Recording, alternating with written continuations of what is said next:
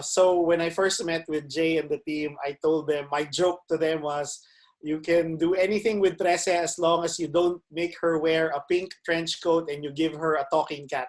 Of course, we were excited and thrilled, and I don't think I have enough words to describe how we felt when we got the great news that Netflix was going to adapt Trese into an animated series. Was it always part of the plan?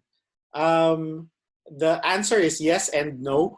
Um, when we started Trese, me and Kajo had already done other comic books in the past.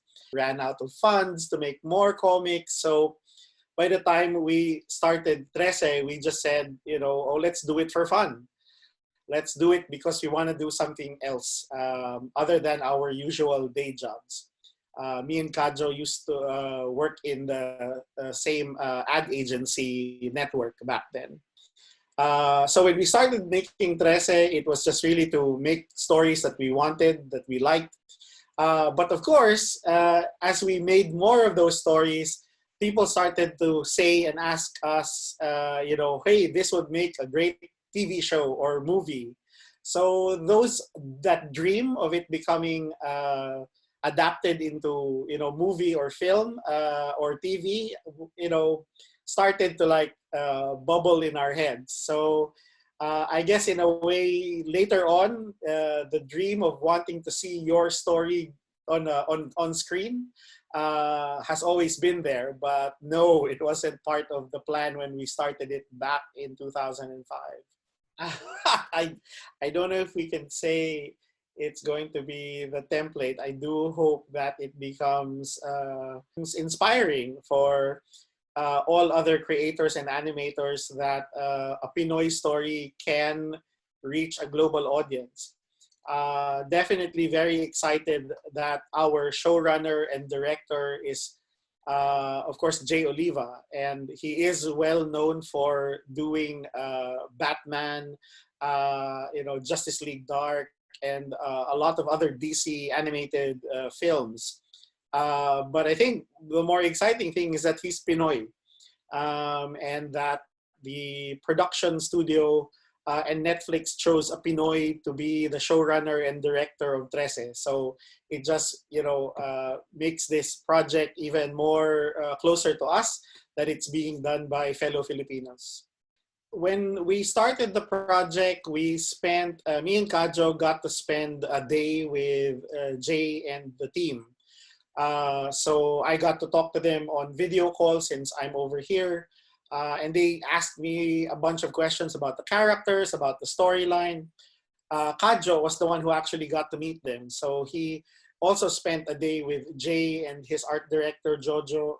And they talked about character designs and the creatures and the look of the Trese world. But after that, it was really all up to them.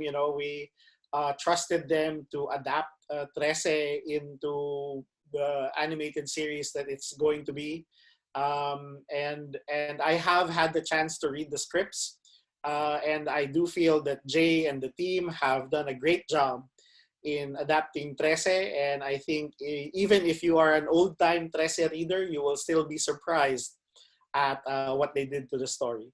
You can never ever really make the die-hard fanboy satisfied with your adaptations. I think that was also what we kept in mind, and in our discussions with our producers, that when it does get adapted, there will be changes in the storyline. So when I first met with Jay and the team, I told them, my joke to them was, you can do anything with Trese as long as you don't make her wear a pink trench coat and you give her a talking cat. And of course, Jay and the others were saying, oh, but that was our first idea. So there, we were not so strict on what can and cannot be done with Trese. And again, Jay has had a lot of experience in adapting a comic book into an animated film. And our other producers, Tanya Yuson and Shanti Harmain, we met them around 9 years ago, and they've also, been with us in this journey of Trese. So Trese is also close to their hearts, and they know what Trese is about. And we've had a lot of conversations about her and the other characters. So I think they did a pretty good job in staying true to what Trese is all about.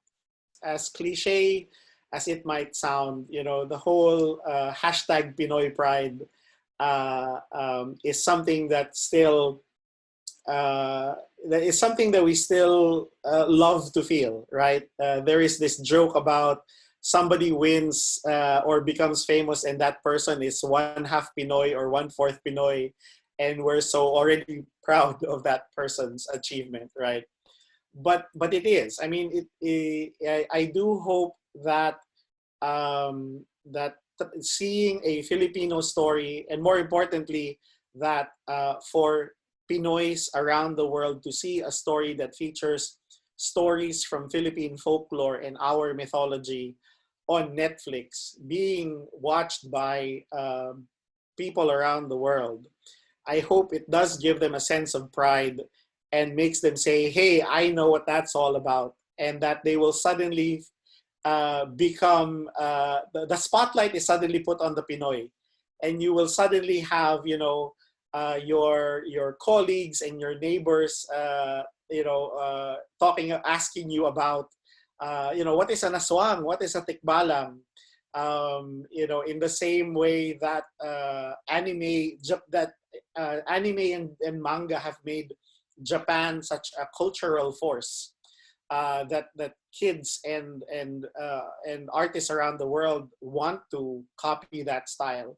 I do hope that when Trese comes out, then it just inspires, all writers and artists that there is a lot of things about our culture that we should write about. And it doesn't always have to be fantastic or magical. Writing about life in the Philippines can already be made magical when put on a global platform. So yeah, I do hope that knowing that a team of Pinoys was able to put together this show can inspire others to start writing their own stories and start drawing it and be not afraid to share it with the world. Short answer is no, not yet. I mean, I wouldn't close the doors on that, but right now, me and Kadjo are of course focusing on the next Trese story. So we're now on to book 8 of Trese. It's of course not impossible. It is a standard practice as far as US. I mean, as far as TV shows getting an adaptation in comic book form, or who knows, it might even be a novelization of the Trese anime, right? But yeah, as of today, as you ask me right now, there are no plans for it. But it could definitely happen in the future. So yeah, so what's next for the Trese book? This December, we are releasing a book called Trese Bloodlines. And this is going to be the first spin-off book of Trese, where it will have stories. It will have a story from me and Kadjo, but it will also have stories from other comic book creators. So for the first time, we've opened the doors to the Trese world, and we've invited our friends to contribute and write their own stories, focusing on the different characters in Trese. Aside from that, me and Kadjo will soon start on Trese Book 8, and we just released Book 7 last year. Yes, there are plans of reprinting Trese. So most definitely next year, and we're hoping that we time it around the time the show comes out on Netflix. We will reprint. Right now, the target is to reprint the first 3 books of Trese, because those are now out of print. So we'll get the first 3 books done, and eventually we will reprint books 4, 5, and 6 as well. So that's the plan for the stories.